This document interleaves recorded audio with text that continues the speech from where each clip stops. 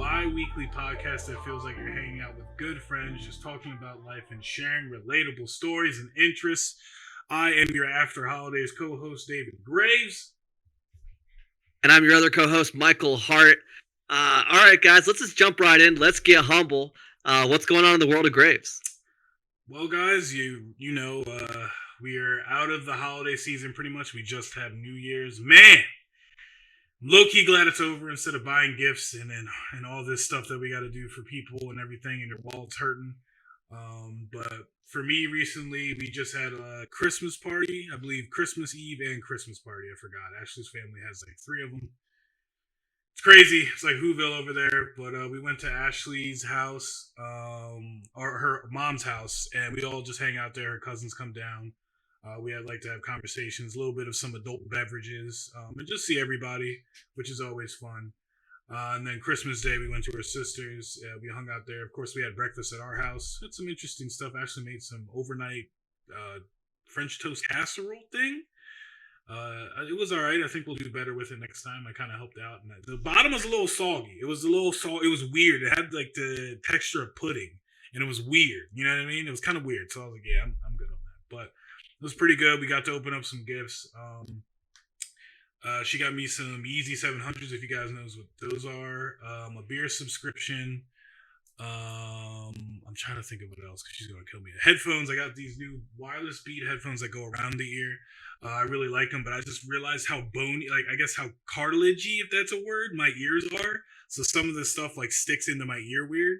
I just think my ear has to get used to it, or I'm going to have to buy like a thing to it. But I love them. They are great. And then my man Mark coming through. Ashley didn't want to do it because she don't like me playing video games. My man Mark came through with the Stream Deck in 3 months of Game Pass. So your boy's about to be playing some stuff. I can't wait. Of course, we got some baby stuff. So we're getting the baby's room together this week. I'm going to be cleaning it out a little bit. So we're getting there. We're a month away. Holy crap, guys. So we're trying to get that together. And then recently, I wanted to shout this out. I was at a pop store in Phoenixville. Or a collector's store, I guess. Because he has more than pops. It's called Pop Culture. We were in there. I just shopped for Ashley's little sister's boyfriend because her little sister got a pop from Amazon, and I want to say they curb stomped the crap out of that thing. The box was completely dented in. It was very hard to look at. I told her to return it. I went there.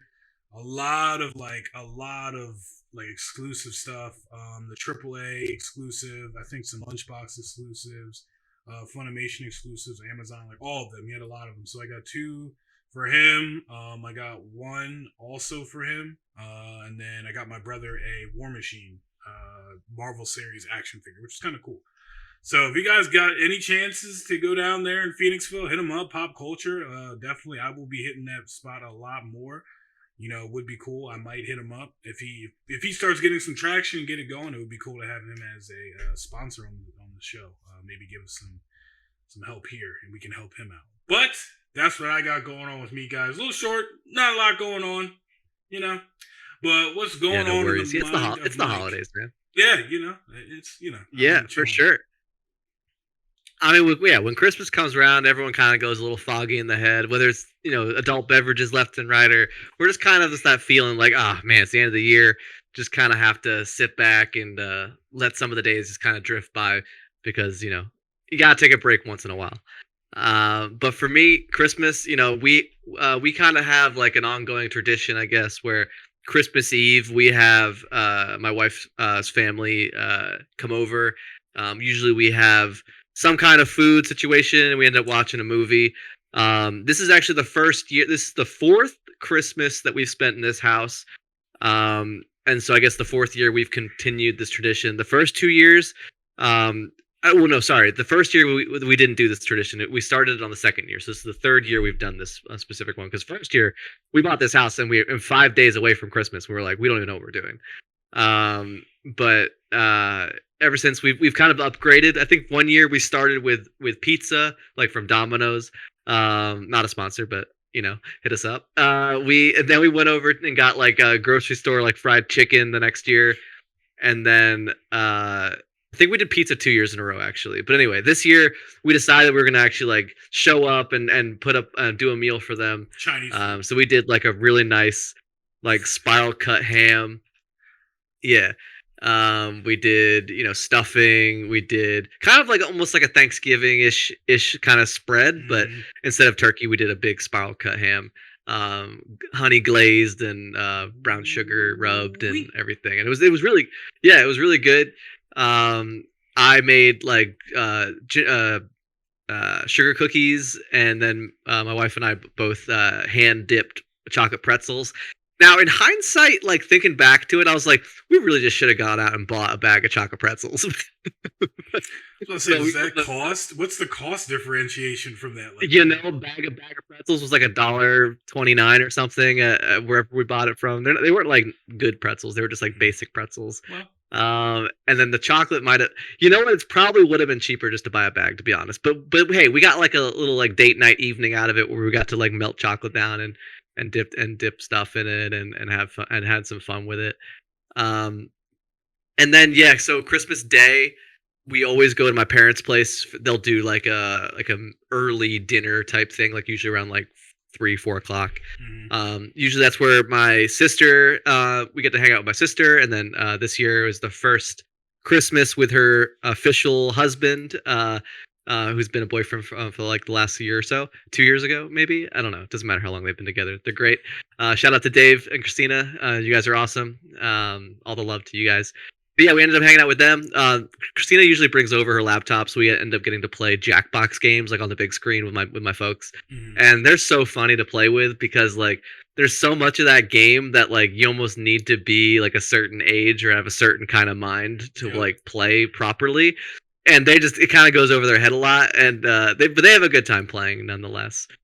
So speaking of pops, this year I decided to get Carolyn some pops because she's never really had like a collection of anything for whatever reason. Like she's not really like dove into any kind of major fandom about a lot of things.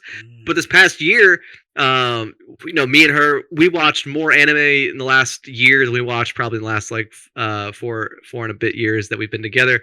And she really fell in love with the show Hunter x Hunter. I know David feels a certain way about that show. He hasn't really given it the full watch just yet. But Carolyn loved the show. We really, really enjoyed it. We watched the entire available saga, I guess it's or wherever that's available currently. And so I ended up getting her a Killua, a Gon, and a Hisoka pop. Got her those 3 because those are her favorite characters. And she was just like, I don't like, these are great, I just don't know what to do with them. It's like, hang them up, buddy. And I was like, you can, if you think you're ever gonna want to like have them hold value, you can keep them in their box. If you want to just say screw the value, I just want the figure, take them out of the box and put them on your desk or anywhere they fit or whatever. But that was cool nonetheless. I also got her like a T-shirt for Hunter and a T-shirt for My Hero Academia, which was pretty cool. She definitely just got me some really great stuff this year as well. Just to highlight a few, she got me I'm really big into like yo-yoing and kendama. If you know what kendama is, it's like a classic like a cup and ball style skill toy.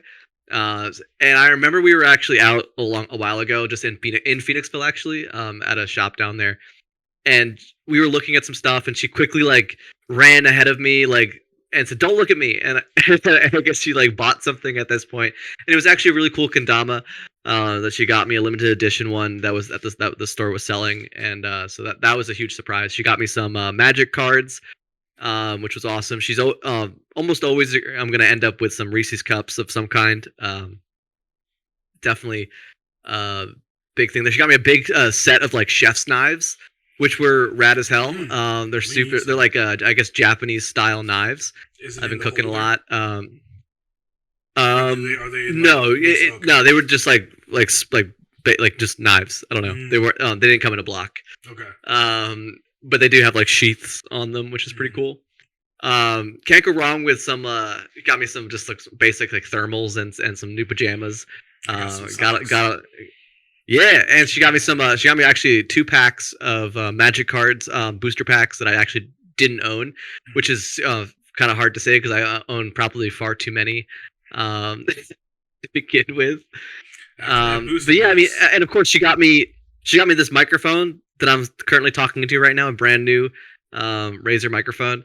This was like the bigger of the gifts that I guess she got for me, and we always like to get each other lots of little small things as well, like and just because or whatever.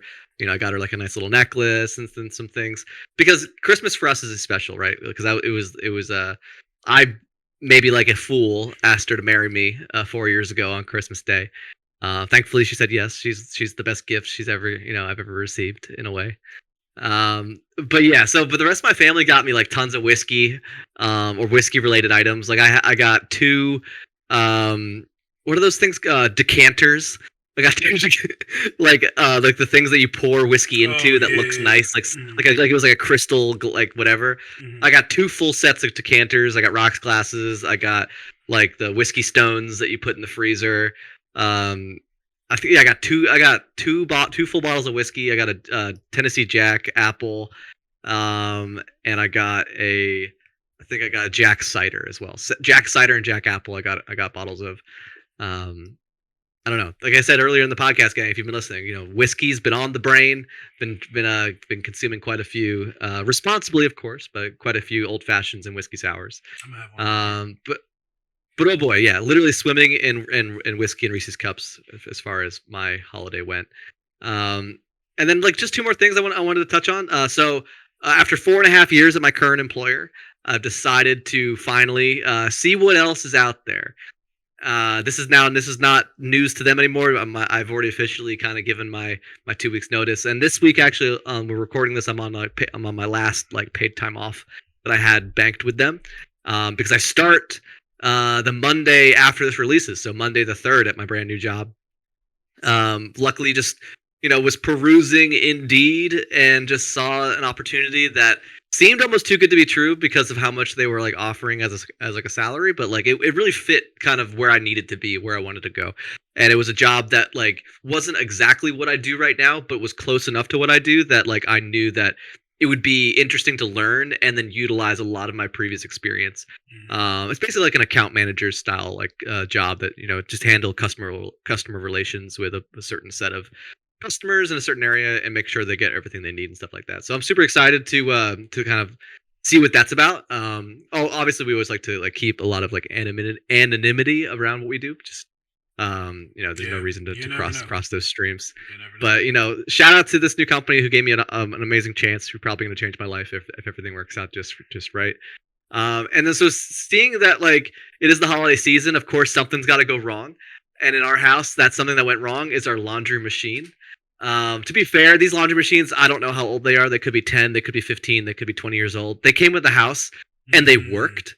And the dumbest thing I did when we moved into this house was like, because we had a home warranty. And for those of you out there that have houses or are buying a house, if you can get a home warranty when you first buy your house, very good. Because that means any appliance in your house is covered under that home warranty. And like an idiot, what I should have done is just claimed both the washer and dryer on the home warranty because they were already old and rusting. But like not rusting, but like around like the inside and like some of the edges are kind of chipping away, and they're just old units, but they worked, right? They didn't smell, they functioned, and for the last 4 years they've continued on like a horse waiting to die up the mountain, and eventually they've given up. And we lost like a couple springs, I guess, in the bottom of our laundry machine, and so like because it was a top loader, and whenever you turned it on, it would sound like the house was exploding because it was just like since the springs were not like there to keep it like centered while it was spinning, it was just crashing around the inside of the machine casing. And Carolyn was like, we cannot have this happening. It's going to explode. Water's going to go everywhere. It just sounds so bad. And I was like, all right, let's just get it done. Called my dad up. I was like, Dad, come over, have a look at it. He's always like my first go-to when something goes wrong in the house. He's definitely like an encyclopedia of what to do and what to fix. So he came over, just took a look at it. He's like, this is way too old to fix. Let's just get a new one. And he goes, can you afford it? And I was like, I guess so. Yeah, them things. Of course, in his ours was leaking, I guess, because I always put it on like heavy, and I guess that there's so much water in there, and then I was like, God, it's always something, guys, when you're owning a house. So I completely understand where you're coming from. Jeez. Yeah. So, we shopped around. We went to Lowe's. We went to Best Buy. We went to Home Depot. And to our good friend Billy's credit, Home Depot had the best deal. And I almost didn't want them to have the best deal because I wanted to have that like, not a sponsor, but I wanted to have that kind of like conversation with our buddy who may or may not work for them. And would be like, hey, your place of business didn't get, the best deal, but nope, they had the best deal. They had best deal by like $100 actually for what, or for on each unit, because we didn't really need a dryer, but I was like, I can't not buy. Yeah, like the dryer's gonna go soon if this one's already gone. So we just locked it in, get it done. That'll actually be arriving this coming Friday, the day this episode goes out. So I'll be dealing with what that's going to look like, trying to get my old units out of my basement and then the new units into the basement. Good luck. I mean, I am we'll see. If you need help, let me know. Yeah. Yeah. But before we move further into the show, that's basically all I've got to bring to the show today as far as like a life topic. Just want to swing back because I saw David quickly add something to our outline here on some of his topics. The Sixers. Yeah. This has been a roller coaster of circumstances and emotions. What's going on? Guys, yeah, I just wanted to come back in and talk about it. It's always 2 weeks for us, and within those 2 weeks I forget. I try and keep up and write down notes with things that are going on. I completely forgot about this. As well as many of you guys know, I believe it was the 19th, we were supposed to, or on the Sunday, I forget what it was, we were supposed to go to the Sixers game. Excuse me. So your boy gets up, I get dressed, I got a whole new outfit. I was panicking about my hoodie and everything. I finally got my hoodie. I decided what shoes I was going to wear. I had my fresh to death outfit together. I'm sitting here. I'm editing my website to put the podcast on there and everything on there to promote me and Mike, everything happening. And Ashley comes in and is like, the game is postponed, right? And I look at Ashley like, Ain't that a B? That's all I can say, guys. Ain't that a B? So apparently the Sixers versus the Pelicans is supposed to be postponed to a later date. Who knows when? I feel like the universe is really playing with me because, as I've just said, our baby will be here in a month. In a month, y'all. So I'm really hoping I don't get an email like, so the game will be like January 25th. And I'm going to be like, yo, we're really pushing it here. Thank God I have such a understanding fiance. I talked to Ashley and she was like, you know what? Like, if you wanted to go to the Sixers game, I wouldn't fault you for it. That could be big for you and me and all of us in general. You can promote a lot of things you're doing. You can promote me. You can get more work. You can, who knows? A lot of opportunities can come from that. So, be that as it may, if my future son is ever listening to this, I did not choose the game over you. Circumstances might have happened, but we'll cross our fingers and hope we don't get to that point. Your aunt Melissa will always be there and said she would be there in my stead until I get back. I do not think my son's going to be born when the Sixers game is going to happen. I really don't think so. But I'm hoping and praying. Thank you guys for sticking on this journey. Thanks for the people who bought tickets. A lot of you guys told me that personally. I've had a lot of texts, DMs, and everything that you guys are coming to the game. We'll see when that is, but thank you for supporting me and coming. A lot of people will be getting shirts, I believe. If you come there, you'll be getting the shirt that I made. So that's pretty cool. But man, what a roller coaster. Let me tell you, like Mike said. All I can say about that is I'm sorry that the universe is playing this game on you, but I'm telling you, man, Netflix is gonna get the movie of the decade because of you. Yeah. Like all we gotta do is write the screenplay.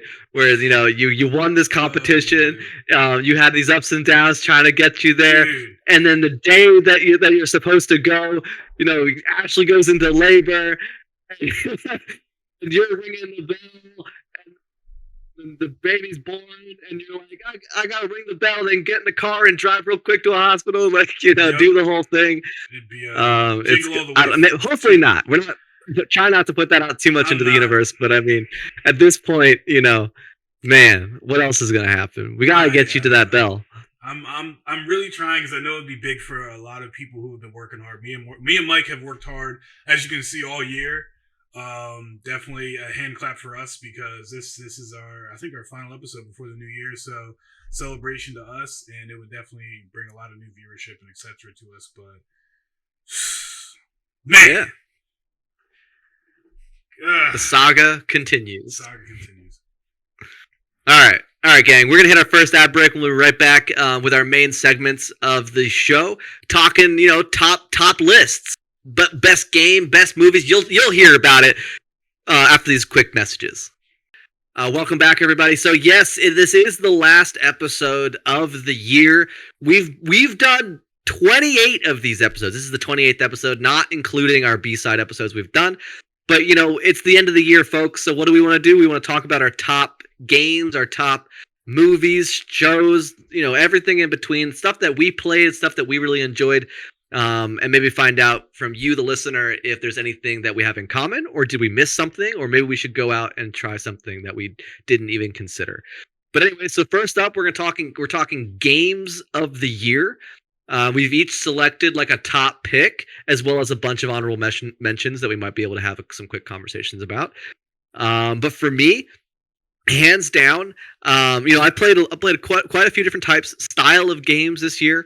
But hands down, if you didn't play it, it was like an indie game that came to Steam. I don't think it's available anywhere else currently, but it's called Inscription. I'm gonna say a little about a lot about this game because there are things in this game that if you think you might want to play it, I do not want to spoil the adventure that you go on in this game. But I can say that it's broken up into acts, like an Act 1, an Act 2, an Act 3, and I think there's an Act 4. It's been a while since I played the game, but I did beat it.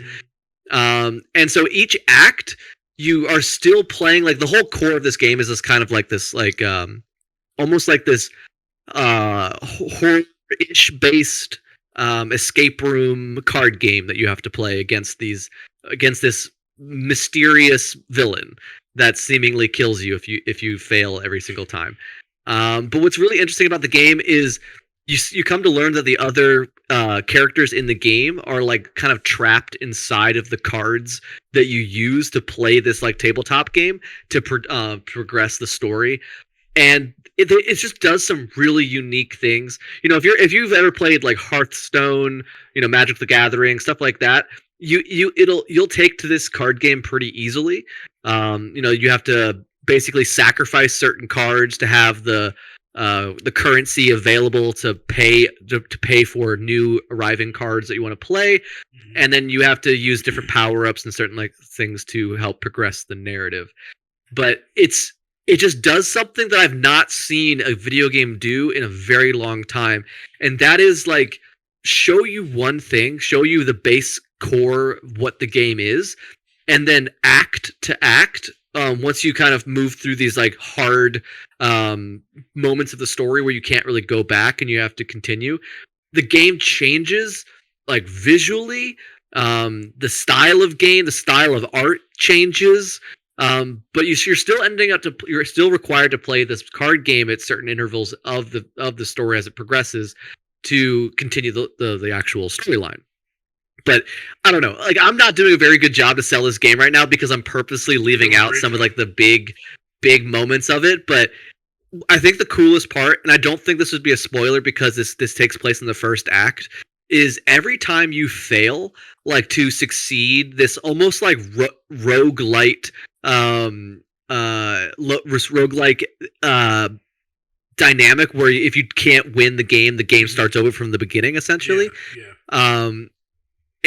But every time you die, you get to rebuild a brand new card of your own choosing based off of other cards that you acquired during that run. And then those cards you make, these like Franken cards, get to move forward with you as like the main constant of this roguelike way of playing. So in a lot of roguelikes, once you die, you got to start fresh at the beginning again. You don't get anything to carry over with you. But in this, you get to build your own special cards.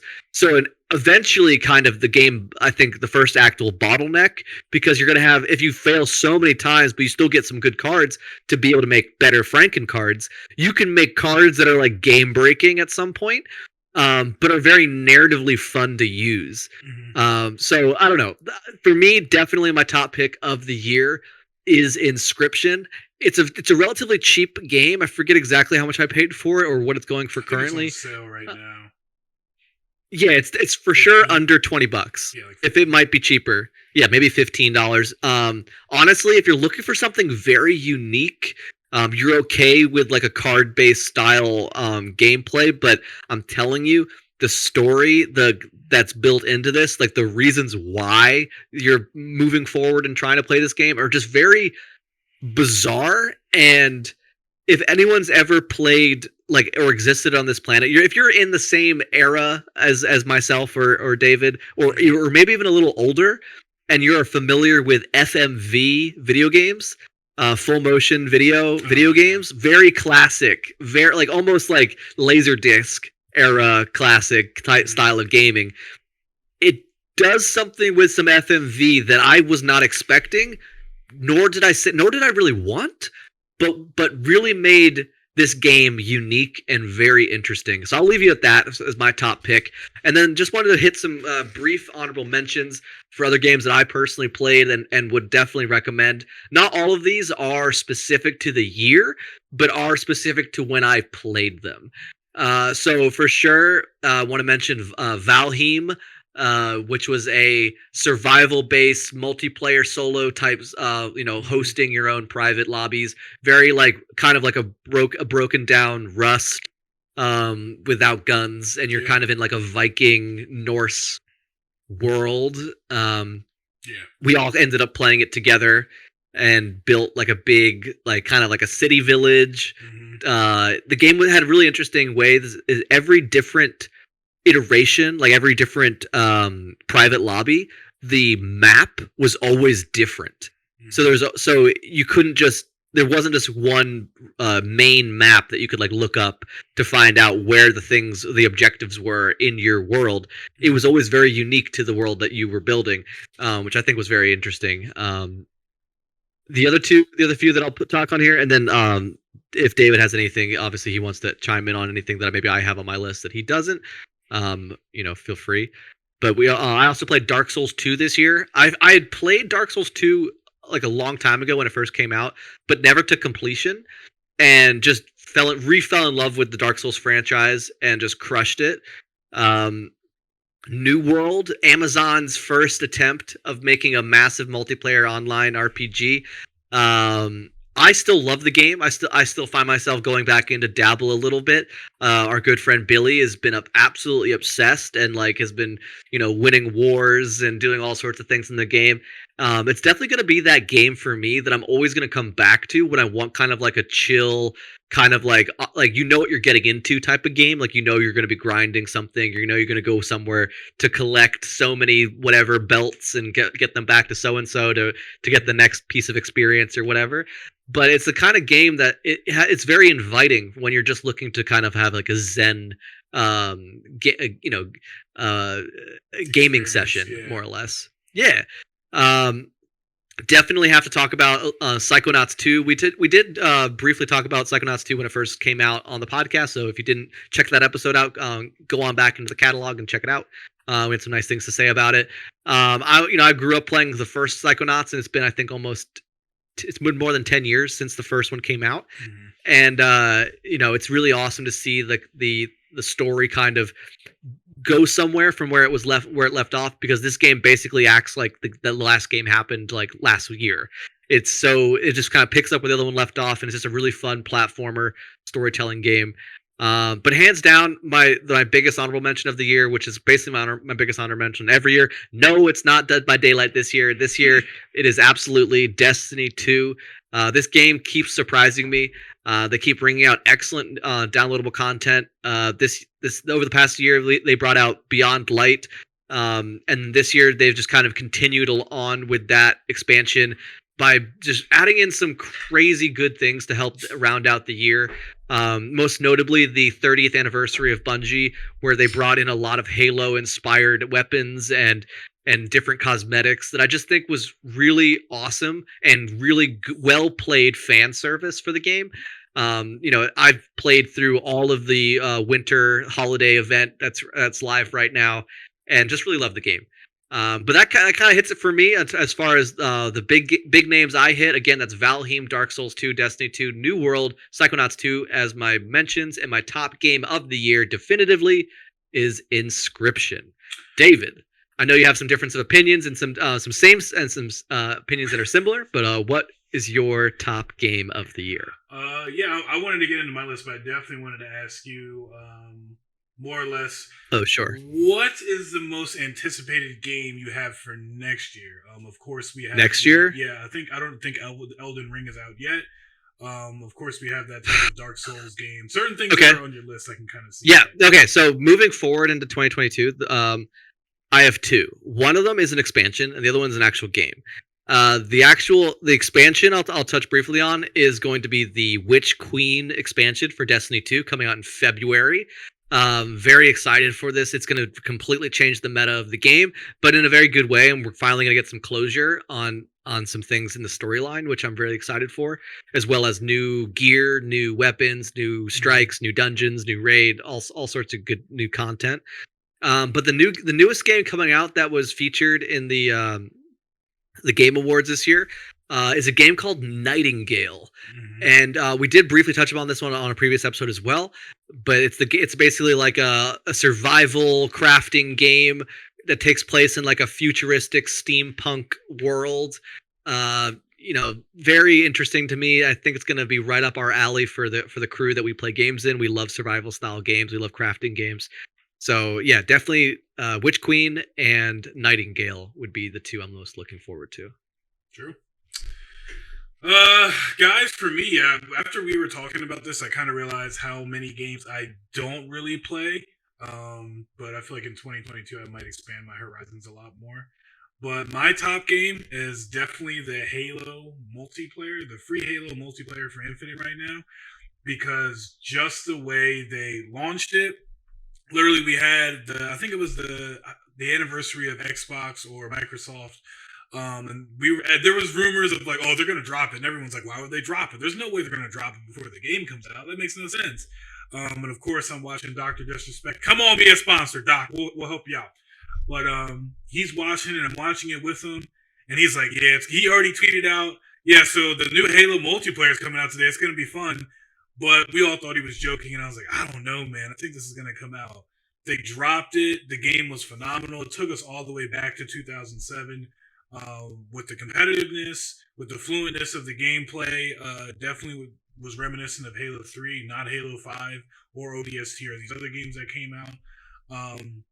The Battle Pass I think is the best idea, because a lot of games have Battle Passes, but for some people don't have the time to sit there and grind for hours upon hours, months upon months to complete a Battle Pass. There's 100 tiers. So to grind 100 tiers, you got to be playing a lot more than your average gamer. This one, you're allowed to keep it, and you can keep grinding it as long as you want to, and then you can buy the next one if you want. But it never goes away, I thought was really cool. I don't know how it's going to happen yet because they haven't released it. I don't know if we can switch between them, but I thought it was really cool. The armor customization I thought was really good. I feel like they could have went a little bit further, but it might have made it more complicated. But changing your armor, getting the different colors, getting the different equipment that goes with it, the special events where we can get samurai armor. Who knows what other armor we'll be getting in the future. But I just felt like as a whole, it feels good. We played it again last night, and I'm like, why do I stop playing this game? I love Halo. I played it. Generally, I think it was my first actual shooter I got into. So I'm kind of biased towards it, but definitely my favorite game of the year as far as multiplayer. I don't have a lot of single player games that I play. Gonna change that, but Halo multiplayer, man, they did it. I'll tell you. After our bad taste in our mouths from COD, but just like Mike, we have some honorable mentions. I said Valheim. Also, like Mike said, there's been games that we've played where it has like swept us in it as a whole group. Very rarely does that happen. I can only name a couple of games where that happened. New World's one of them. Of course, like I said, Valheim is one of them. The Forest got us for a little bit. Some people are getting back into it now, here and there. Apex got a lot of us swept up in it, and I want to say that might Blood Hunt a little bit, but I want to say that was about it. Like as a whole, everyone was in Valheim. It had everything for everybody. We could build. Some people just liked building. Some people like actually going out hunting and killing. Some people just wanted to fight the bosses, and we did that. Or discovering something new, and there's something new every time. And it just had you wanting to keep coming back and keep coming back.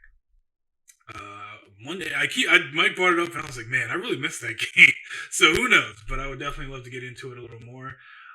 New World, like Mike said, New World was very fun, even though it's kind of on its descending hype hill right now because of a lot of certain things that are in the game.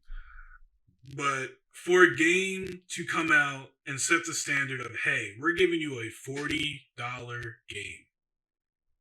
And I was listening to another podcast recently saying, like, the only reason games are $60 is because of when they have to use them or make them with the CD discs and the casing and everything else like that. That was extra cost. Now everything is digital. Nothing has to be $60. There's no reason it has to be $60 because we're not using that expense to go make those other things, which are probably cheap anyway, but still. So for a game to say, here, bang, pay $40, we'll give you this game. We hopped in, loved it. The dungeons are amazing. The player base is amazing. The community is amazing as far as us hopping in, playing the game. There was some stuff here and there, which is why I'm making an honorable mention as far as leveling was a little hard. And I want to say like falling behind certain people is a different thing also. And sometimes their gear system, I think wasn't the best as far as gaming and stuff like Destiny 2, which I've been getting into. I'm surprised Mike hasn't mentioned it. We've been playing a lot of Destiny 2. Mike and CJ have gotten me back into it. But I feel like I might play one or two strikes. I might not get something cool. On the third strike, I get something amazing. There's something different to play all the time, and there's different quests and different bounties you can pick up. So that way, that gives you an orb that might give you something good. So there's something rewarding with everything that happens. New World doesn't always give you that. I complete like 7 quests. They'll be like, "Oh, here's a weapon that's below your weapon." I'm like, "What am I gonna do with this?" So I totally agree. Yeah, Destiny just offers way more reward for your efforts more frequently to make it feel enticing than New World. At least currently, whatever they have in that game, you end up picking up a lot of garbage. And like in Destiny, you still pick up the bad items that you don't need anymore and stuff like that. You put it towards something. Right. But you can also like in Destiny, like if you pick something up and you can't, like say your bag is too full, it just goes to like a mailbox and you can just go get it later. In New World, you actually have to decide in that moment. All right, I can't pick this up. What am I gonna just delete or drop on the ground to be able to pick this item up that I need, and whether or not that item's even worth it. It says a lot about a game, specifically New World, where I'm sure there are people out there that during the grind up to 60, definitely in the world, doing whatever, found some pretty cool randomly generated items that are just awesome because that's the nature of an MMORPG. But there's an even larger population of players that just go out and do quests and then go in and just run directly to the trading post and just buy the next item they need. And it's like, look, Amazon made a game with a pretty decent, Amazon inside of it. Yeah, pretty much. The trading post can basically can resolve most of your quests. You can get quest items from it. You can get gear. I think it's a beautiful game for being a vanilla version of it. Even back when World of Warcraft came out, it wasn't an incredible. It was still a great game, but it's nothing in comparison to what it is today, because of how much they've been able to grow with it. So I think New World could be a contender in the years to come, if they take some of their downloadable content seriously and how they continue to expand the game. I think they hit it out of the park. For a $40 game, you're not wrong. Hey, that's why it's an honorable mention. I think they did a great job, and it seems like they're keeping up with the season events. But they just had a holiday event, which looked kind of cool. Me personally, I didn't have a chance to do it because we were grinding the Destiny holiday event, which was pretty fun. But the next one I have is Blood Hunt. for a supernatural battle royale, which was something new that came into the space. I thought it was an amazing game with the abilities and everything else like that. I think they could even stretch it even further. Outside of vampires, they could bring in like werewolves, they could bring in like ghouls, they can bring in, certain things like that that have different, abilities with it.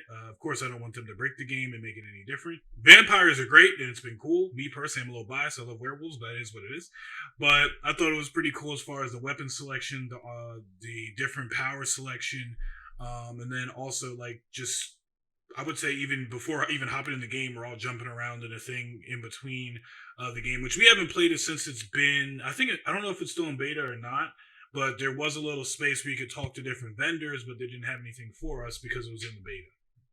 So it might have changed. There might be some more deeper stuff that go along with it, which is very awesome. But I also just love the movement. The movement mechanics really reminded me of Infamous. If anyone's ever played Infamous, I know that might be dating me. For sure. Yeah, so like Infamous, moving around, jumping around like that, climbing buildings and moving. It felt fast paced, but not so fast paced where you can lose yourself. And then also the health mechanic. There's people on the ground where you can suck their blood, get some health back, and keep it moving, or getting different abilities that go along with your character. So definitely a fun game. I would say there's still a lot more that needs to go into it. There were some weird bugs and shooting and everything else like that, so I couldn't dive completely into it like Halo. But as far as a competitive shooter, it's definitely on the up and up, and it's definitely something to look out for. I think next year. And also, it comes with the gimmick of it's like kind of like a Halloween battle royale game. So during Halloween, a lot of people will probably try and stream that, play that a lot, even outside of that. So that is my honorable mentions. I'd like to see Doc play Blood Hunt. Yeah, I can't wait for Doc to get to the point where, like, maybe when his gaming studio starts popping off or something, he doesn't have to worry about viewership and such a lot. Sure. I think I want to see him branch out and play games that he finds interesting. Because I think he would love Blood Hunt. I think he would love Super People. He already loves Halo. He probably won't like New World or Valheim. Maybe not Destiny. But I think these linear games where he can just hop in, play the game, and move. He likes battle royales particularly. I haven't seen any of the top streamers play Blood Hunt. I'm gonna be honest, which is very surprising to me. Very surprising, but a lot of them get paid to play these games. So they don't always get to dictate what they're actually playing. Yeah, their contracts say you must play this game. Exactly. So, Mike, if you have any more words with it. Blood Hunt? I mean, I think you're right. I think you hit it on the head. Like it plays a lot like Infamous, like that, specifically the sandbox style of moving around that city in Infamous. Man, that's such an old game at this point. I love it so much.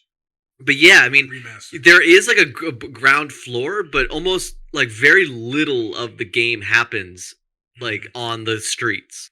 Like you can find guns and you can find people to suck their blood down there, but most of the game is traversing the rooftops of I forget what city we're in. If we're in New Orleans or what? No, I feel like it's somewhere like I think it's somewhere like Western Europe or something. Yeah, I feel like it's definitely it's a definitely European vibe.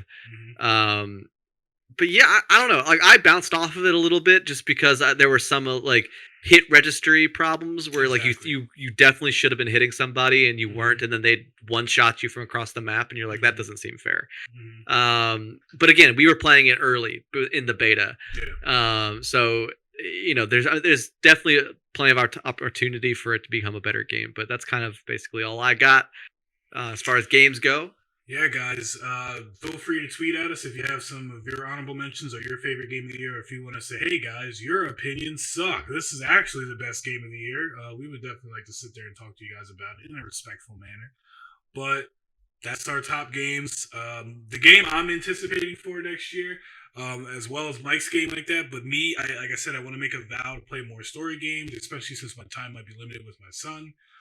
So I won't be able to get on video games like that. I'm really, I don't want to do this, but Star Wars did increase their value as far as letting other studios make their games. So another studio is making the Star Wars game, which is the Eclipse. I believe that's what it's called. I'm really hyped for that game. I wasn't too hyped about Fallen Order. I don't like games that are so free roam that I might drop into a level by accident that I'm supposed to be level 24 and I'm only level 5. So I couldn't really get into that. I remember I was fighting a monster for like hours thinking, hey, I'm supposed to do this. No, I wasn't supposed to, but I'm really looking forward to Star Wars Eclipse. They always hit me with the cinematics. I'm a sucker for cinematics, but it looks amazing. I am very excited for it. I can't wait to see more. So that is my anticipated game for 2022. But with that being said, guys, here is another ad break, and let me shoot it in here again. Make sure you buy some merch, guys. It's out there. We got it. But we'll be right back after these messages.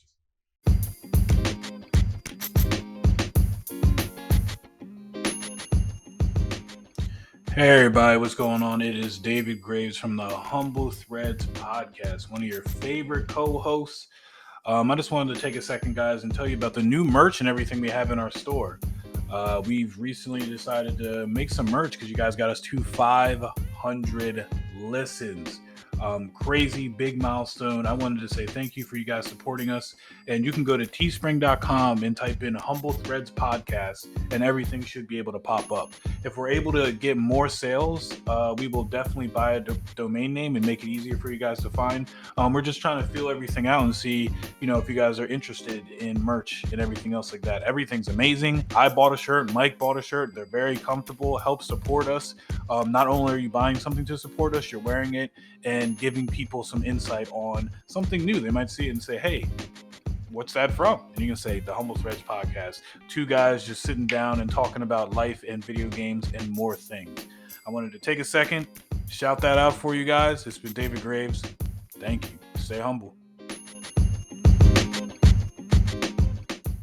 Welcome back, everybody. I hope you appreciated that ad. Once again, you can always come in and buy some merch. It really helps the show, and it really helps us. And it'll help improve the merch even more and the store. So it's not just going into me and Mike's pockets. It's going into the actual show and the creation of a lot of the things we got going on. But now, of course, we got the shows and the movies of the year. A lot of people have been looking forward and saying 2022 is going to be the best year for movies and etc.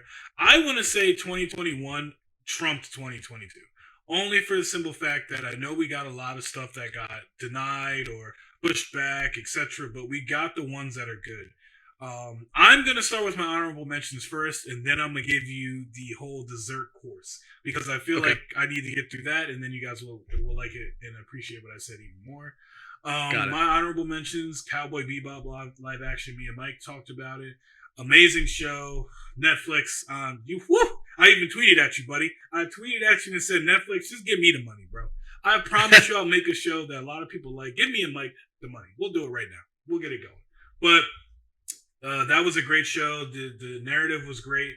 I think it was a great spinoff of a live action, and they made it their own, but didn't stray too far away from the source material. Unfortunately, Netflix, whatever they look at is what they look at. They don't disclose our numbers, so it is what it is. But great show. Definitely honorable mention for me. The MCU shows,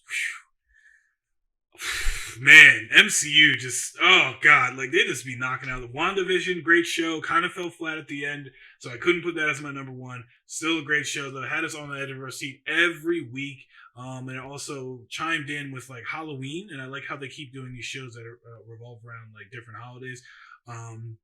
We got What If. What If was an amazing show. I wasn't too happy about the art style. I don't know why, but it didn't really pull me as much. But the stories were really fun. It was really different, and who knows, might be tying into the MCU. We had Falcon and the Winter Soldier. Amazing, amazing show. It was okay. Me and my brother were talking about it recently. After the hype dies down, it was an alright show. There was some story issues and whatnot, but the guy who played Baron Zemo, amazing. And then, of course, Falcon and the Winter Soldier did amazing, and the story that's leading up to everything else was great. I'm trying to think if I've missed any. Oh, Hawkeye. We just recently finished Hawkeye. That was great. Of course, it still kind of landed. It didn't land great for me, but it landed, so it was pretty good. I think MCU, as far as shows going forward in the next year, they just got to work on their storytelling and landing stuff, because it's way different than making a movie. You got to make sure you keep people on the edge of their seat every week and make sure you can land that ship, especially with the limited amount of episodes they have. As far as movies, I want to say honorable mentions. Suicide Squad. I don't know if a lot of people saw that, but Wow, they really brought it back from the first one and made the second one even better. I wish we could have had that with the first Suicide Squad, but it is what it is. I thought Idris Elba did a great job. Harley Quinn did a great job.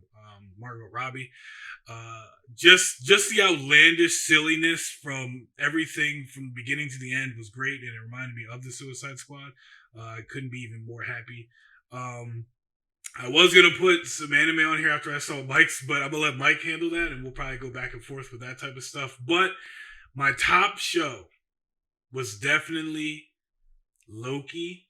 I feel like they landed that one. The other ones were kind of struggling because they teased a lot, but it was so much of a tease that it was like, come on, you should have just gave it to us. But we got Kang, we got the Loki variants, we got a deeper story as far as where the Marvel Cinematic Universe is going.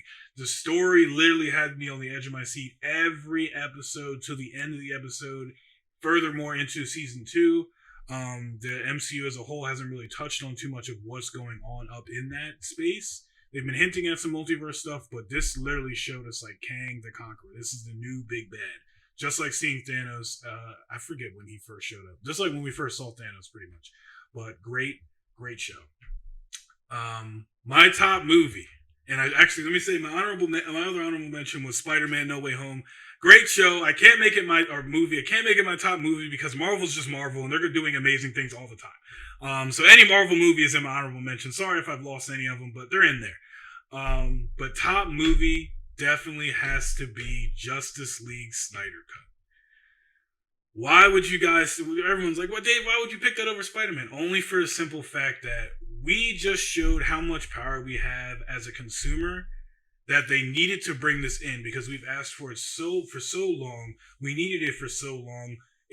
Whatever we watched the first time just ruined that whole franchise. But the tragedy that befell their family with his daughter kind of took him away from the movie, and he couldn't finish it, so we got someone else to finish it, and it kind of messed up his vision.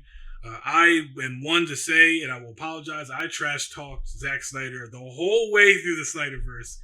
Because after Man of Steel, I thought we were just going down the poop hole, but he really brought it back with this, with the extended scenes, the dark universe. The plot holes that were in the first one didn't show up here because he filled them. And they looked way more amazing. The linear story was just amazing. The side stories of where we could have went was amazing. In a different timeline, I feel like if we would have got this movie, they would be competing with the MCU right now. We would have gotten all the shows that they were talking about and movies they were talking about, such as another Man of Steel, another Batman movie, Nightwing, Batgirl, Blue Beetle, etc. The list goes on. But that was a great movie. I wish I could have seen it in the theater, but we watched it on the computer. It was amazing experience. Mike, yo, what do you feel about any of this? Or if you have no questions about any of those, what is your list, sir? Yeah, no major questions. I'll stick to the same organization that you did, the same format. So we'll talk honorable mentions first. So I kind of broke these down into just kind of small little categories, but the number one thing I watched this year, in my honorable mentions, that is, has to be Witcher Season 2 on Netflix. It recently came out about a week or two ago. I'm a huge fan of the Witcher series. Played the video games. I even got my wife now playing on Witcher 3. She likes it a lot. It's just really well done. Like for people who kind of like that fantasy world, who are big fans of like maybe Games of Thrones, or if you've been currently watching Wheel of Time on Amazon Prime, like that same kind of like whimsical fantasy world where like anything's possible. Like it's not just that, but like Henry Cavill, who Man of Steel, is just does an incredible job embodying the character. And I've seen interviews with him, and he says that he's like the policeman on set because he's trying to keep everyone as close to the source material as possible whenever they're filming something or talking about how a scene should go or whatever. And I just think he does a phenomenal job of playing Geralt. Definitely, like if my top show wasn't my top show, this would be it because it was so good. It's definitely going to be a season I'm going to watch again once we kind of make the rounds. Others in the honorable mentions, of course, gonna say WandaVision, WandaVision was great. It was like kind of like the first time after next other than Falcon Winter Soldier when we're really seeing into the episodic MCU where shows are being broken down and actually allowing a lot more character development to drive the plot and stuff like that. But of course, I agree with David's top show that Loki was phenomenal. They really did hit everything. Everything was good. It explained things. There were cameos. It was just amazing. Finally breaking that into the multiverse at the end. Spoilers is who cares? If you're here this long and you haven't seen Loki, you're making mistakes. Come on now. But we do have a whole episode about Loki if you go back in the catalog and you can find it. But Loki was great. And I got a couple other random hits on here. I'm a big fan of the Great British Bake Off that airs on Netflix these days, in an episodic kind of way. Like, I don't know if it's just because like I have lineage to England, or if I just really enjoy baking, because I do. I like baking cookies and cupcakes and anything sweet. But it's just a fun, really like nice evening to watch that, specifically with my wife and no stress. No, it's not like an American cooking show where everyone's like sweating, trying to get it done. They're just kind of having a good time with it. It's a really nice show. But besides that, we watched a ton of anime this year. There's actually one on here I didn't put, but this year me and my wife watched basically all of what's available in dubs. I know some of you edgelords out there say subs are the way to go, but for me, it's got to be dub or no deal. For me, I have the attention span of a goldfish, and I can't, as much as I want to. I don't mind reading like one or two episodes, but I can't binge it because eventually my attention goes elsewhere, or I look down at my phone for too long, and I look up, and it's like, oh my god, something super epic is happening, and I don't know what's going on because I couldn't understand it. And I wasn't reading. But we watched My Hero Academia, we watched Demon Slayer, we watched Jujutsu Kaisen, and we watched Hunter x Hunter this year. All incredible. I really enjoyed these kind of archetypes, and just overall, just really good times. Out of that bunch, My Hero, Demon Slayer, and Jujutsu Kaisen, I think it's a close tie for favorite between Jujutsu Kaisen and My Hero, because they're very similar archetypes of style of anime. But I think I'd lean a little heavier on Jujutsu Kaisen just because of how a lot more adult. I guess and darker the subject matter is. But yeah, so that's kind of it for my honorable mentions. Before I dive into my top show and movies, I know David's also a fellow anime fan. What about these? I know you watched Demon Slayer, Jujutsu, and My Hero specifically. Which one of those would you say was your, I guess, favorite from the year? I mean, like, yeah, I watch a lot of shows, and like Mike said, I gave Hunter x Hunter a chance until they get out of the tunnel for anyone who's watched it, and then I haven't watched it since then. But I'm even behind on anime right now. But hopefully that changes more in the year. But I love My Hero, but it's something about, and I'm with Mike, it's something about Jujutsu Kaisen, or Jujutsu Kaisen, however you pronounce it, guys. But that show just like draws me in. I don't know if it's because it's darker. I really do like the old like demon and heaven and all that type of stuff. I've liked it since I was younger, and I was intrigued by it. And just seeing like, they literally said this demon has fought everyone and he's whooped their behind, and now he's in a vessel and somewhere else. And it's just funny thinking about that. And now they're like, all right, we gotta figure out what we're doing here, and just the style of how he looks is amazing. The visuals were amazing. The art style is amazing. So I want to say Jujutsu was definitely my breakout anime of the year. So I definitely agree. Great That's show. awesome. One thing I can say about Jujutsu Kaisen is that, and again, if we're like royally ruining the way to say that, I'm really sorry. We are, That's right. idiot Americans, I guess. Yeah. But Jujutsu Kaisen, one thing I do know about that one specifically is that every like action scene is hand drawn, whereas a lot of other animes are what's called rotoscoped. That's what it is. Which do a lot of like tracing to kind of get things right. But every single frame, I think, in Jujutsu is completely hand drawn, which is why it looks so much better. Because your brain doesn't have to like fill in gaps when they're moving too quickly. That you see everything as it was meant to be seen. All right, so jumping directly over to my top show, Netflix, you did me so dirty. My top show is Cowboy Bebop live action. I know, I've read the reviews. Some of you out there really royally hated it. You didn't like the acting. You didn't like how they adapted it. You didn't like how they shoved like 4 episodes into 1 episode and cut out all the meat of the parts. And you didn't believe in the actors that they were playing their roles. You didn't like how Jet Black's beard was basically pasted on his face with Scotch tape. I get it. There were flaws if you wanted to find the flaws. But for someone who really loved personally the anime, it's something it's nostalgic. I used to watch it on late night on Adult Swim when I was very young, and I've seen it all since again on Netflix, and it's just a show that I never expected to be perfect when it went live action. But it was good. But I think that specifically, this would never have been my top pick had John Cho not shown up to play this role and decided that he was going all in with it. Because John Cho really crushed, in my opinion, on playing the role of Spike Spiegel. I think he was amazing. I think he did so good. And genuinely, I think everyone else did great too. It's just he helped hold the show together, as well as, I forget the actor's name, but the guy who played Vicious.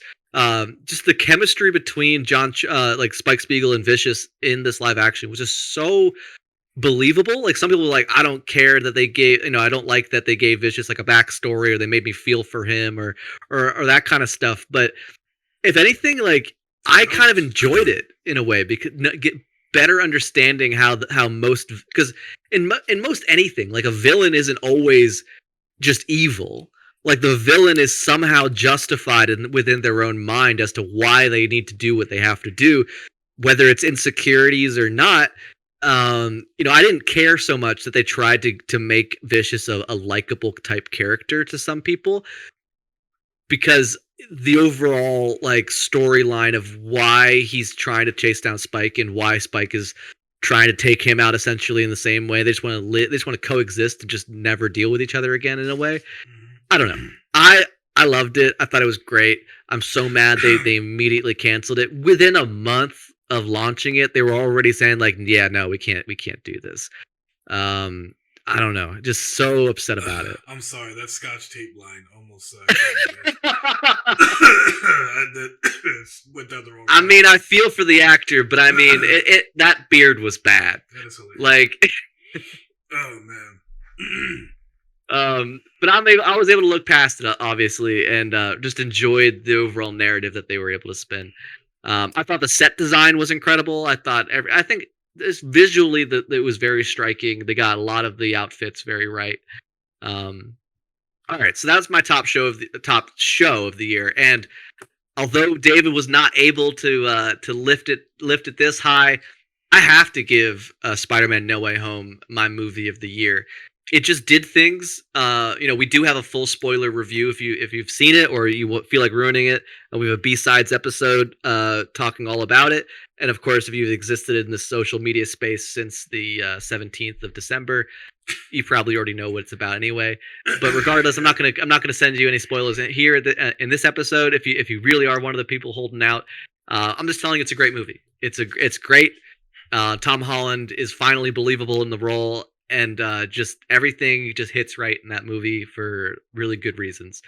But that does it for me. So yeah, Cowboy Bebop, Spider-Man: No Way Home are my picks.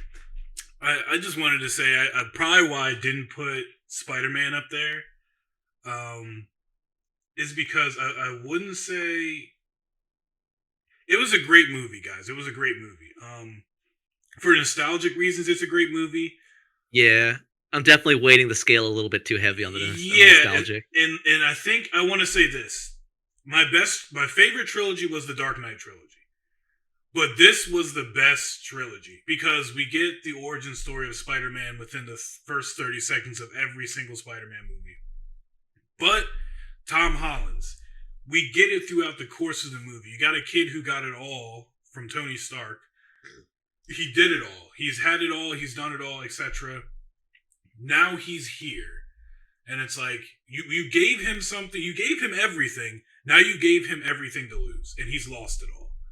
He doesn't have Tony's stuff anymore. Tony's stuff is getting taken away, etc., and all that stuff. But as a trilogy, it is a great trilogy. Watching this character grow, I can't wait for this next trilogy. I hope they stick the landing because they got a lot of shoes to fill here. But as a trilogy, great. As a movie, it was really great, but that was my best trilogy. If I could say all three of them came out in a year, then I'd be like, bet. But best trilogy of my life, I think that's my favorite. Got it. Yeah, so I mean, hey, maybe you guys thought, maybe we missed something entirely. Maybe there's a better show out there. Maybe you have a much better pick for your movie of the year. Again, we will keep drilling it at you until one of you comes over and says hello. Hit us up on the Twitter at PodHumble. But without further ado, let's talk about the PodHumble with this quick ad break, and we'll be right back with a couple more segments before we close the show out.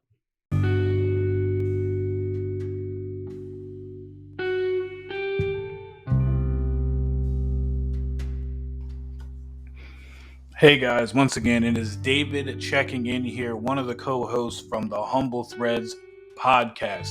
I also wanted to take a second and just shout out our socials. If you have any questions, ideas, topics, food that you like, your favorite superhero, whatever it is, please hit us up on our social medias.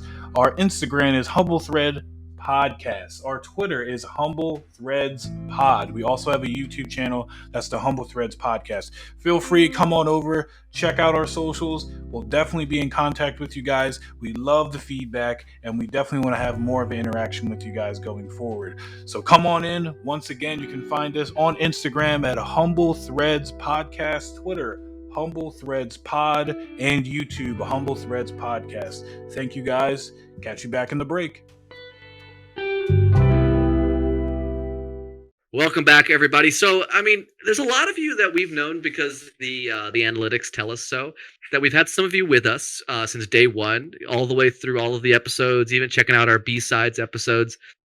But this is a year in review, right? So, we've done 28 episodes in total. This year, I think we did 26 episodes, which makes sense because we did them every other week. For a whole year, and there's 52 weeks in a year. So if we did them every other, that'd be 26 episodes. We actually nailed it. We didn't miss a week. We didn't miss a bump here, there, or anywhere. But obviously, this was like, other than the 2 episodes we did in 2020 before we really hit the ground running this year. This is like I know David's podcast a little bit before, but this was like I guess a really big push to try to do something like this. So we want to take a little bit and just kind of reflect together about what's worked, what didn't work, what we learned, and then we'll just kind of move through it. And if you guys out there in listener world, wherever you are, would like to send some feedback our way, you can always hit us up on the pod at PodHumble. And all of those other places in between. But let's start with what worked, right? So personally, I'd say that I really enjoyed working on a bi-weekly schedule, releasing an episode every other week. It felt like to me that although some weeks we were kind of drawing at straws, trying to be like, what actually happened the past 2 weeks, it always kind of provided us enough time and enough like life to happen to us. Where we always kind of had enough to talk about. I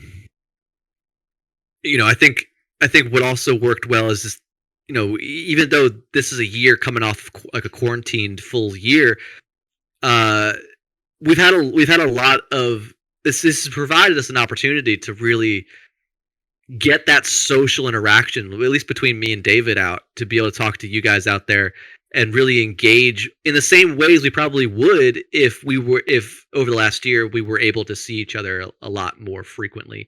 But that's like kind of off the top of my head of like kind of what really worked well. Just I really like the schedule, and things seem to go pretty solid. What about you, David? Yeah, I would definitely say what worked for us, and what would work for anyone is like, especially me and Mike's relationship, where we can have conversations about things, and regardless if it's something that we don't agree with or if we agree with, either way, we still respect each other and have a respectful relationship after the conversation. A lot of people get into heated arguments and can't get back to square one of like, I love you, you're my friend. I view you as, someone I really care about and etc. But we're just talking. So me and Mike always come back to square one at the end of the day, and we always have great conversations. That's why a lot of people like coming here and listening to this. I say what would also say it worked is our social media. Mike, our social media manager, he's been flinging a lot of our podcasts out there, and I've been helping out where I can, outside of editing a lot of our different things and stuff. But it showed because we had a big spike at one point in time, and I still have no idea where it came from. But Mike kind of has narrowed it down to some of the stuff he's put out, and one specific thing that he put out on a yo-yo video, I believe, and Yep. that kind of like piqued us. So I would definitely say social media was something that really, really worked for us, and something that might need to be pushed next year, especially for me as far as content and doing what I can do to help Yeah. Mike with that too. So Kind of speaking to that point, I think something else that we did really well is that we really owned different parts of the business.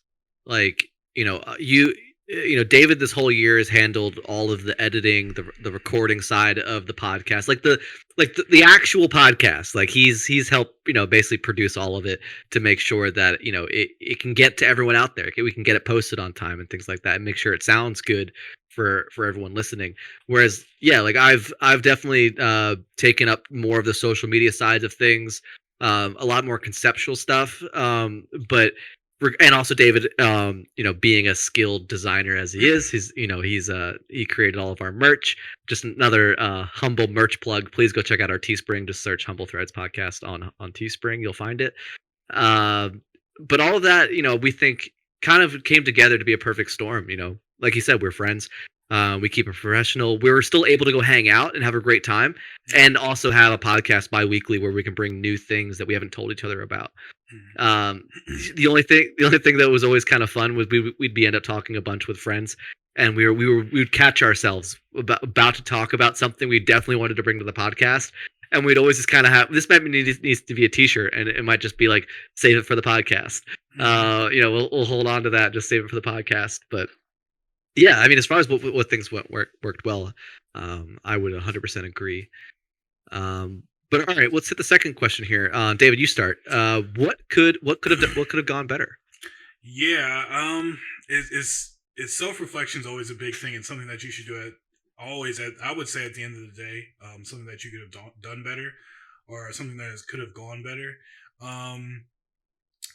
For me, I want to say it's significantly improved, and I will continue to improvement. But it's our I want to say the audio and stuff in general for us, because I know a lot of times, like, I listen back to it, Mike listens back to it, and we're a little choppy. So I've listened to certain podcasts, and theirs have been a little bit choppy, or the audio's been a little bit of a struggle, and it kind of turns me off. So I know moving forward, I definitely want to make sure our audio is more crisp. Me and Mike have brand new mics. We have brand new we both have brand new software in here to help us fine tune it, so that way we sound better. And that way we can be more pleasing to you guys. And another thing that what could have gone better, I say, is another thing where it's content with next year is probably our YouTube presence, because I don't know what Anchor's discoverability is on their app or their website as far as how you guys listen to it. Same thing with iTunes. I don't know what we would tie into as far as a lifestyle podcast to draw you to us as a suggested podcast. So definitely like a YouTube centered draw in shorts, videos, short videos on certain things. We tried here and there with stuff, but it's kind of hard to keep up with everything, but it'll be easier to do next year. But I would just say those two things for me. Yeah. For me, we've kind of touched on this a few times when we first started an episode, but I think I want to get better at making better notes in the off weeks. Like when we're actually living our lives, not producing the show. Sometimes it is tough for us when we get back and we're like, it's been 2 weeks. Like, what did we even do? And sometimes there's been so much that's happened that we're like, all right, so what do we talk about? Like, which was the most exciting for us to, bring to the show? Like, what kind of speaks to the audience in ways that is not just relatable for us to talk about, but relatable for you guys out there as well. We know that our audience skews heavily like to the millennial audience, whether you are like late 20s, early 30s.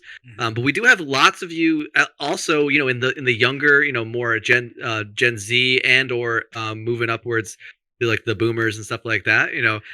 There's lots of I mean, I don't think boomer is necessarily a derogatory, description of that age, but like I think we doing or spending more time thinking about like actually making a list. Like maybe I'll leave a notepad next to my desk or something moving forward, and anytime something happens or is notable, I'm just gonna start writing it down and create this like bank of content, and just make the habit of doing that, so that when it does come time for the episode of whatever week we're on, we're not necessarily scrambling for content. We're just kind of like knowing exactly where we want to go, and having a better, I guess, game plan. But other than that, I'm not really sure what else we could have done better. Because I agree, our audio is obviously the most important, and we've had some upsets with that early on. But if I forget, who said this, or whatever prolific person. But if you're not failing, you're not trying. Like, Yeah. and if you're not making mistakes, you're not doing what's required of you to get better, because you have to make mistakes to learn. You have to make we realize that not every episode's going to be 100% listenable to every person, because some people really care about the quality. And if there was ever an issue with any of our stuff in the past, we're so sorry if we turned anybody off or away. But hopefully those that stuck with us, you guys have seen the improvements and really know that everything we do for you guys because we love it so much. We really do enjoy this. Yeah, But awesome. hours And trying to perfect the audio on my end, sitting there and testing stuff. So we're working. yeah. And then moving on to like the last question of the segment, what did we learn, right? And this kind of goes in hand with the last two. But overall, I learned that 100% we have the ability to commit to a bi-weekly show, right? Because a lot of reasons why a lot of individuals want to do podcasts but don't is because they worry about the time it's going to take them to do it, or they worry about committing to being somewhere that's not necessarily paying them money to complete something, just because they love doing it and they want to continue it, right? Like a lot of people don't have any problems when it comes to that kind of stuff when it's like playing video games or watching your favorite Netflix show, because you're just going to do that stuff anyway. But when you want to do something like a podcast where it's going to require discipline and commitment, it's really awesome to see that we succeeded in so many ways. And even kind of looking forward a little bit, I'm really excited. At the end of the year here, we took a stab at putting out content in our off weeks, that it's still podcasting content, but more in-depth stuff. Like sometimes there's topics we want to talk a little more about. So we brought in the B-sides, Humble Threads. And I think it shows a lot of growth and strength that we are able to not only stay committed, but also see more value, so that we can bring you content more often in our off weeks as well. What about you, David? Yeah, I definitely agree with all that. I don't really have much else to say besides the fact Okay. that I guess I learned that people do actually want to listen to us. Sitting back and thinking about anything that you do, it's like who would care about two guys who are, one's in his late 20s and the other one's in his early 30s, listening about their life and certain things like that. But apparently it's either helped out a lot of people, it's given some people some comic relief, or people who are going through the same thing, which a lot of people have brought to my attention, or just to get their mind off of certain things, or to bring a different perspective to their living and how they've done stuff. So it makes me more excited to make more stuff.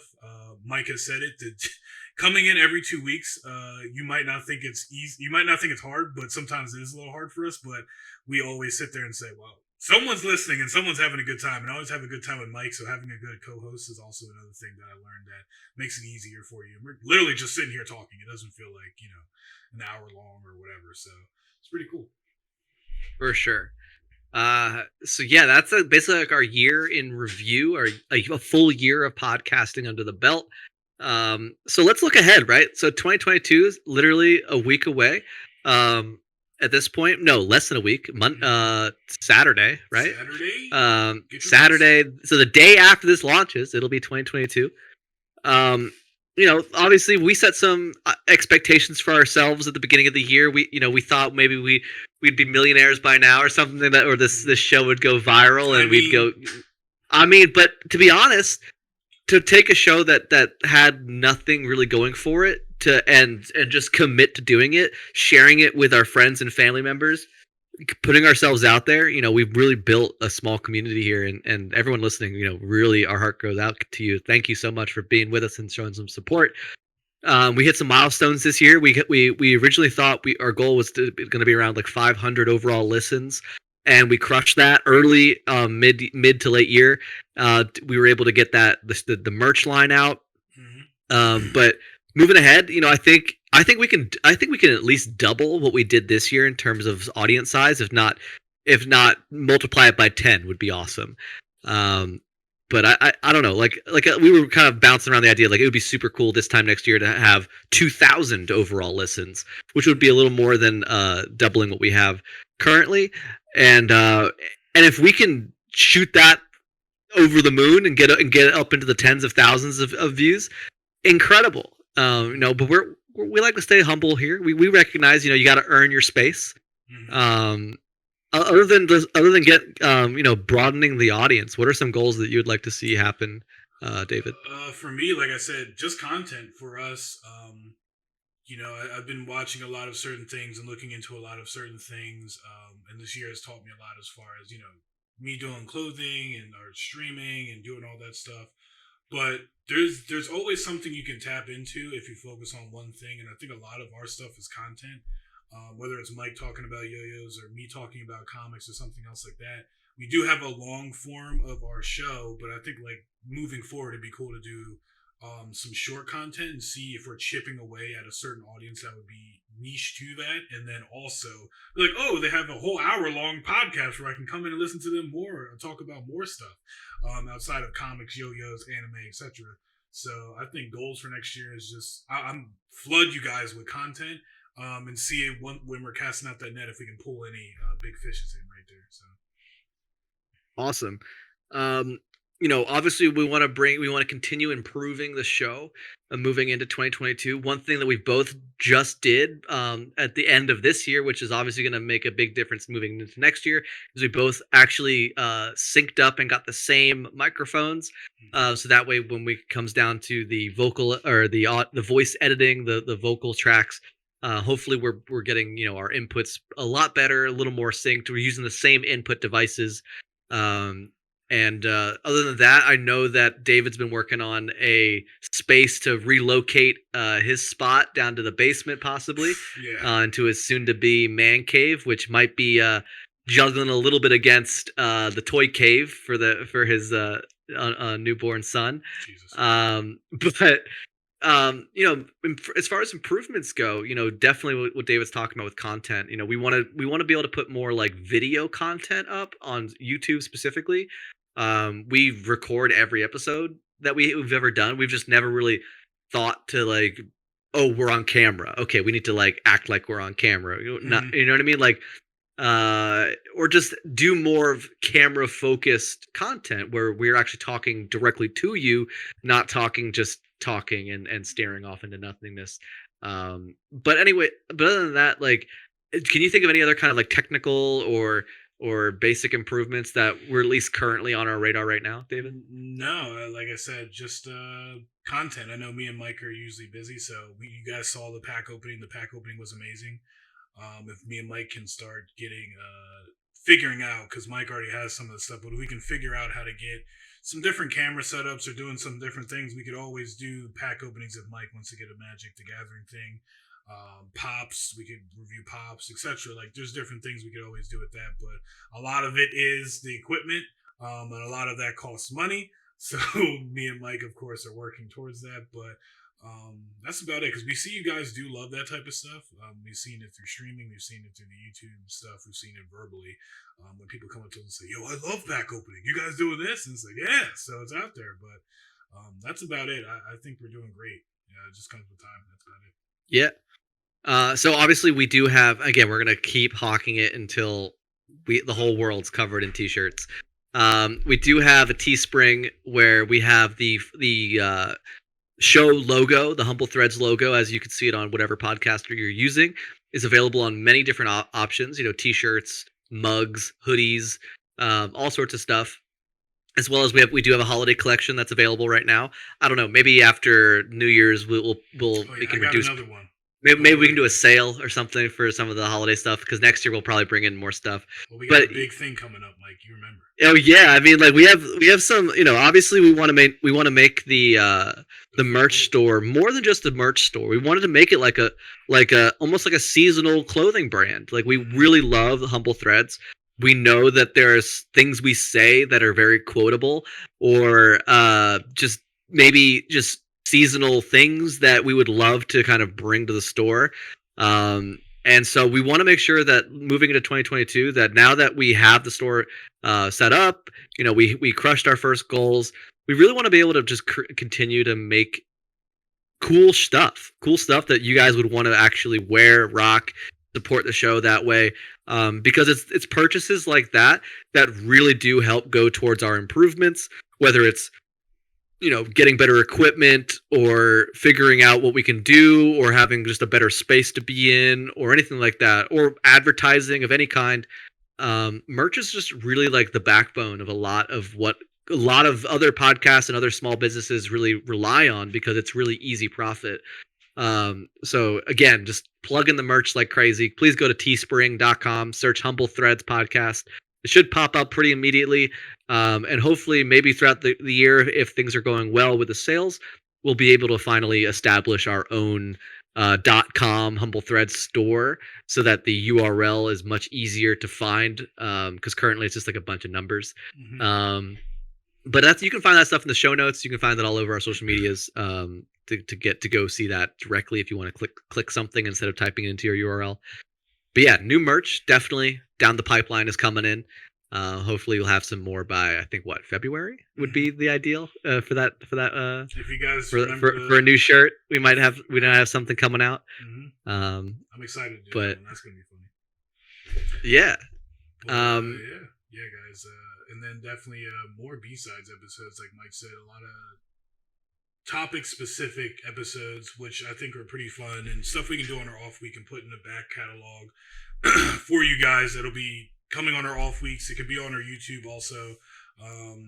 It could be as long as this. It could be shorter than this. Who knows? But yeah, it definitely gives you guys some more deeper insight on the things we are excited about, and things that we are also interested in, or stuff we want you to learn about along with us. Who knows? There's a lot of new things coming on all over the place: metaverse, NFTs, even stuff in the real world. But who knows? There's a lot of different things that we can be doing. Yeah, with the B-side specifically, like, obviously, it's no secret that very soon David is going to be a dad. And a lot of his time is free time that's already consumed by almost 99% of the rest of his life is about to be completely consumed by a little baby boy. And so obviously there might be some weeks where we need to do maybe a B-sides episode, and maybe we'll even let you guys know, like, hey guys, regularly scheduled week to do a normal episode. This week's gonna be a B-side episode where me and David talk about blank in particular, because maybe to full transparency, there might be some weeks where David's just completely busy, and maybe it's a B-side episode where it's just me talking. Maybe I bring a guest on and just kind of tackle it to get an episode out, because it would be completely irrational to think that David's going to be like, oh, I got a kid and ain't nothing to worry about. He definitely has like a village helping him, but I mean, there might be some times where we might need to like dig into our B-sides catalog and release some of those, and during some weeks that we need to, or maybe we're unable to get something going for you specifically. But we'll almost always try to keep the bi-weekly schedule going. If we miss a week bi-weekly, the following week we're not going to put in the episode. We would wait the full 2 weeks until the next episode would air. But maybe that following week we would dish you another B-sides or something that would be a little more easily digestible, more content singular, specific, and or maybe just a plethora of shorts on YouTube or smaller things or trailers reactions, which we've done a few of already. Definitely, if you haven't already, go over to our YouTube channel. It's growing, slowly. We are adding things to it as we can. The Humble Threads podcast on YouTube. And of course, the last thing I think, looking ahead, that we want to try to do, and I know that we've signed up for some things, is we want to try to bring better advertising to the show. Obviously, it's an easy way for us to bring in some kind of income on the show, and obviously, we would prefer to give advertisements for things that you guys can relate to. We do have a large male audience that listens to us. We also have plenty of females that listen to us as well. We know kind of the age groups that we would be targeting. So although that's more of like a back end type thing that just kind of more helps the show, we obviously want it to be relatable. We don't want to be, we love talking about Anchor. Anchor's been our home. I can't imagine of hosting anywhere else. But we'd also love to be able to partner with some other companies that would be, like I said, relatable and provide you guys with something that you might actually want. Agreed. Because not everyone wants to make a podcast. We understand. But all right, gang. This has been so fun. This year in podcasting has been ups and down. We've been all over the place. Whether it's new jobs, new life experiences, friends, parties, cutting the lawn, buying laundry machines. This year has been definitely one for the books. But just running down the quick wrap up so that we can get you guys off doing whatever else you want to do or on to your next podcast of choice. Today we talked a lot about our Christmas experiences together. Obviously, Christmas is just a special time of year where we love to spend time with our families and just see what happens. As well as, David's still working on that baby room. He's about a month out. We are in the final countdown before we're going to see Daddy Dave showing up as a credit on the show. Maybe a little mini Dave is going to be a producer at some point, hanging in the back in a little stroller. Jesus. Obviously, David talked about this pop store down in Phoenixville, nearby where we live. That's just kind of blew him out of the water. He was able to find some really awesome gifts. I'm taking he's coming. Yeah. And, the Sixers still running David around the gambit of whether or not he'll make it to a show. I feel strongly that they'll get him there. It might end up being the Netflix special of the year, but we'll see what happens. I did get a new job, so closing out the year of a 4.5 year saga with my current employer, moving into a brand new job in the new year. Very excited. It's going to offer a lot of opportunity for the family, and of course, when it rains, it pours. The laundry machine decided to go. It's super old in our house. We had to replace that. We jumped directly into our games of the year segment. I chose Inscription, and David chose Halo. We did have plenty of similar notable or honorable mentions. Valheim specifically, New World were on both lists as well. Moving on down, we then did our top shows and movies of the year. My top was Cowboy Bebop, the live action. I get it, it's a hot take, but just trust me on it. If you didn't like it the first time, just go back and just maybe watch it a little more less critically and just enjoy the show.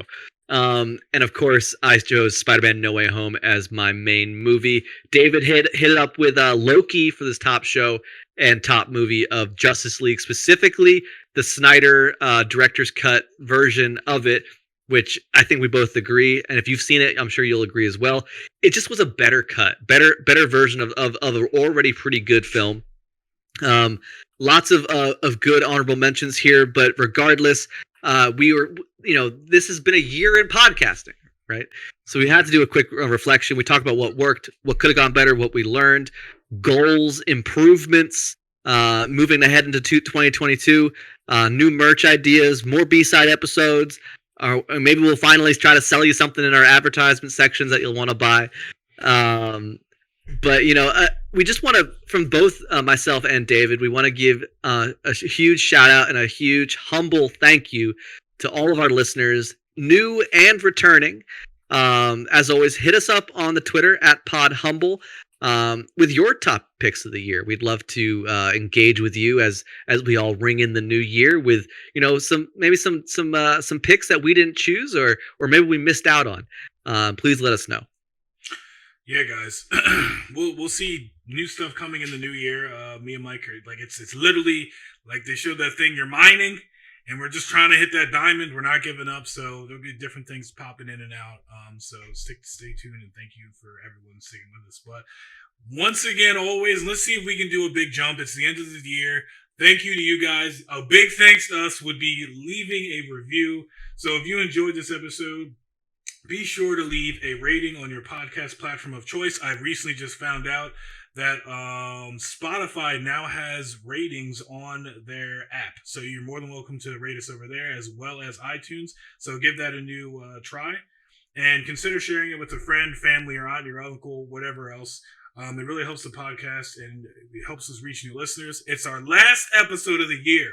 Let's make this a big one. This is your call to action. Let's see if this changes anything for us. And see if the numbers skyrocket, and who knows, maybe the ratings skyrocket. So it would be a great help. Mike, where can the people find you, buddy? Yeah, absolutely. So as always, you can find me just about anywhere at KingpinCaribou. On YouTube, you can find me at ThrowLab. And over on Instagram, I recently updated my yo-yo Instagram, if you want to follow me there. Easy, all one word, do what's fun. It's been a motto of mine for a long time, and I just figured, it just makes sense because whenever I'm yo-yoing, my main motto in my head is just do what's fun.